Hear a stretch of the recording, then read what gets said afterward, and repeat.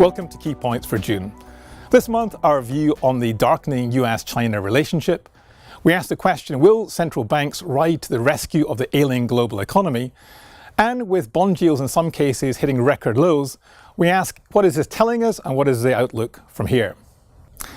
So turning to our first point, it seemed only a month ago we were on the cusp of a cordial US-China trade agreement, and yet here we are now further away than ever.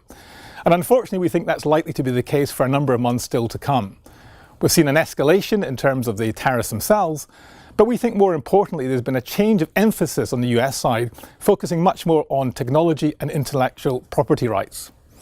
Now, this is something that we think is deep-rooted within the US Congress, both the Republicans and the Democrats. And as a result of this, we think they're going to be playing hardball with the Chinese for some time to come.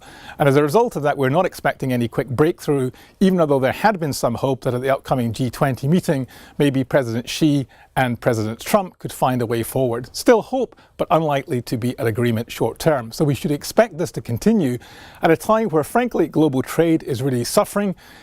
We see industrial production slowing, and manufacturing output in most of the big economies is under significant pressure. So this really couldn't be coming at a worse time, both for the global economy, but also for the individual players, China and the US themselves. Now, turning to that second point, we've seen global growth continue to track lower. This is something we've been expecting for about a year. But importantly, the latest issues around tariffs are creating greater uncertainty. And as a result of that, that is jeopardizing that growth trajectory even at this lower level. So as a result of that, we still think there's going to be problems ahead. Now, the good news is that we're seeing central banks begin to change policy. India have cut interest rates 2 times this year already, and over the last month, we've seen Malaysia, we've seen New Zealand, and we suspect Australia won't be far behind in cutting rates as well.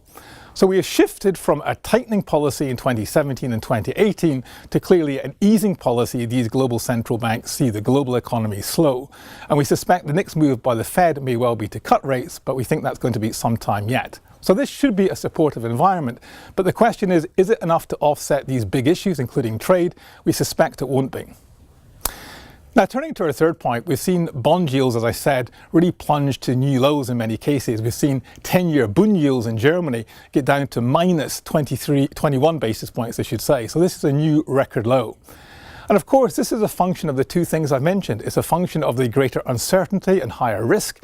Investors have gravitated towards safer haven assets like bonds. This has pushed yields lower. But also that slower growth dynamic at a time where inflation hasn't even hit central banks' targets. All of this is conspiring to keep bond yields very low. Our view is that they're going to remain low for a very long time. There may be a little bit overdone in the short term, but given these global uncertainties, we're not expecting bond yields to move up very significantly anytime soon. Remember that you can read all of what I said here in more detail in our investment insights for June, available as always on zurich.com/MSME.